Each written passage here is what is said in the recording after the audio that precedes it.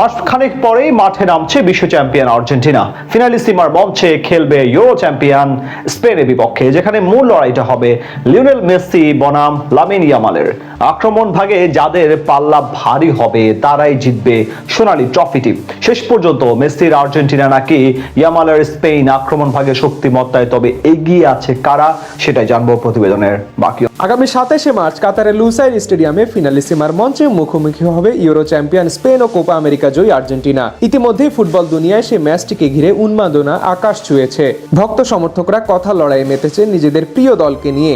ফুটবলের প্রচলিত এক সত্য হলো বড় ম্যাচে মোমেন্টাম তৈরি করে দেয় আক্রমণ ভাগ। তাই দুই দলের ফরওয়ার্ড লাইনের তুলনায় হতে যাচ্ছে এই মহারণের মূল আকর্ষণ। স্পেনের আক্রমণের প্রাণভোমরা তরুণ বিস্ময় লামিন ইয়ামাল। ডান প্রান্তে তার গতি, ক্ষিপ্রতা, ড্রিবলিং ও কাট ইন করে শট নেওয়ার দক্ষতা যে কোনো ডিফেন্স লাইন ভাঙতে সক্ষম। ক্লাব ফুটবলে বার্সার হয়ে দারুণ ছন্দে থাকা ইয়ামালকে ঘিরেই তাই নিজেদের আক্রমণ সাজাবে কোচ লা ফুয়েন্তে। আর বাম দিকে নিকো উইলিয়ামসের গতি ও 1v1 এ দারুণ খেলার সামর্থ্য স্পেনকে প্রতিপক্ষ থেকে এগিয়ে রাখবে যে কোনো সময়। আর সেন্টার ফরওয়ার্ড হিসেবে মিচেল ওয়ারজাবালের সাম্প্রতিক ফর্ম আশা জাগাবে স্প্যানিশ শিবিরে। তিনি দলে থাকলে প্রতিপক্ষে ডি বক্সে পজিশনিং এবং ফিনিশিং এর কার্যকর ভূমিকা পালন করবে। সর্বোপরি স্পেনের আক্রমণ ভাগের মূল শক্তির জায়গা হলো উইং ভিত্তিক বিস্তার ও দ্রুত বল রিসাইক্লিং।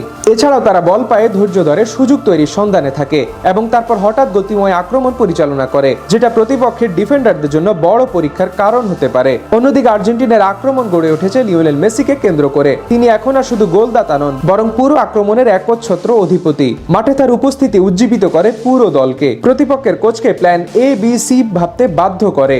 আর তার সঙ্গে যখন জুলিয়ান আলভারেজের মতন তারকা স্ট্রাইকার যুক্ত হন, তখন তার মুভমেন্ট ও প্রেসিং ম্যাচে আর্জেন্টিনাকে বাড়তি সুবিধা এনে দিতে সক্ষম হয়। আলভারেজ বক্সের ভিতর যেমন কার্যকর, তেমনি অফ দ্য বল রান দিয়ে ডিফেন্স ভাঙতেও সিদ্ধহস্ত।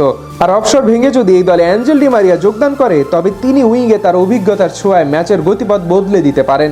এছাড়াও লাউতারো মার্টিনেজের মতো পরীক্ষিত ফরওয়ার্ড আর্জেন্টিনার আক্রমণে বাড়তি মাত্রা যোগ করে। মূলত এই আক্রমণ ভাগের বিশেষত্বই হলো ট্রানজিশনাল ফুটবল। বল কাড়ার পর দ্রুত কাউন্টার অ্যাটাকে তারা ভয়ঙ্কর হয়ে ওঠে, যা প্রতিপক্ষকে ব্যাপকভাবে ভুগিয়ে থাকে।